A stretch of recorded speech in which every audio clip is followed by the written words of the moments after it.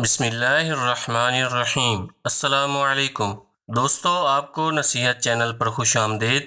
دوستو، آج آپ کو عید کی نماز کا طریقہ بتائیں گے۔ ویڈیو شروع کرنے سے پہلے ایک مرتبہ درود پاک پڑھ لیں۔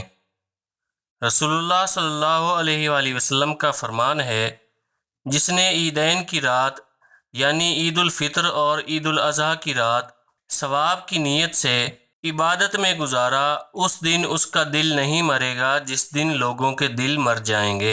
ایک اور مقام پر حضرت سیدنا معاذ بن جبل رضی اللہ عنہ سے مروی ہے، فرماتے ہیں جو 5 راتوں میں شب بیداری کرے یعنی جاگ کر عبادت میں گزارے، اس کے لیے جنت واجب ہو جاتی ہے۔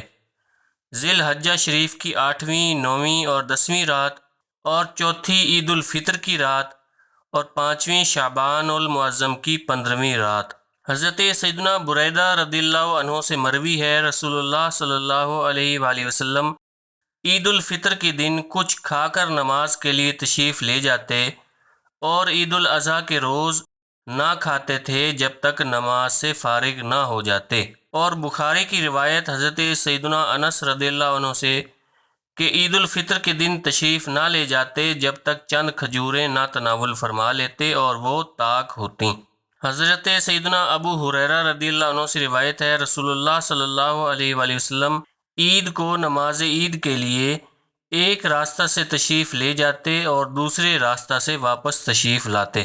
نماز عید کا طریقہ: پہلے اس طرح نیت کیجئے، میں نیت کرتا ہوں 2 رکعت نماز عید الفطر یا عید الاضحیٰ کی 7 6 زائد تکبیروں کے واسطے اللہ عز و جل کے، پیچھے اس امام کے، پھر کانوں تک ہاتھ اٹھائیے اور اللہ اکبر کہہ کر حسب معمول ناف کے نیچے باندھ لیجئے اور ثنا پڑھیے، پھر کانوں تک ہاتھ اٹھائیے اور اللہ اکبر کہتے ہوئے لٹکا دیجئے، پھر ہاتھ کانوں تک اٹھائیے اور اللہ اکبر کہہ کر لٹکا دیجئے، پھر کانوں تک ہاتھ اٹھائیے اور اللہ اکبر کہہ کر ہاتھ باندھ لیجئے۔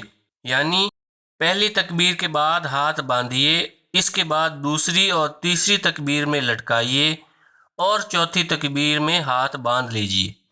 اس کو یوں یاد رکھیے کہ جہاں قیام میں تکبیر کے بعد کچھ پڑھنا ہے وہاں ہاتھ باندھنے ہیں اور جہاں نہیں پڑھنا وہاں ہاتھ لٹکانے ہیں۔ پھر امام تعوذ اور تسمیہ آہستہ پڑھ کر الحمد اور سورت کے ساتھ پڑھے، پھر رکوع کرے۔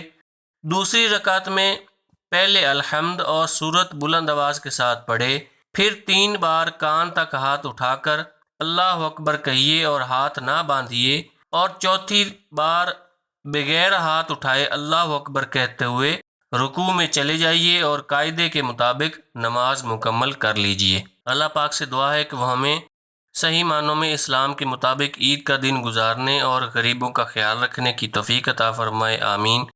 دوستو، اگر نصیحت چینل کی یہ ویڈیو آپ کو پسند آئی ہے تو اسے لائک اور شیئر ضرور کر دیں، اور اگر آپ نے ابھی تک ہمارے چینل کو سبسکرائب نہیں کیا تو سبسکرائب کر لیں۔ جزاک اللہ۔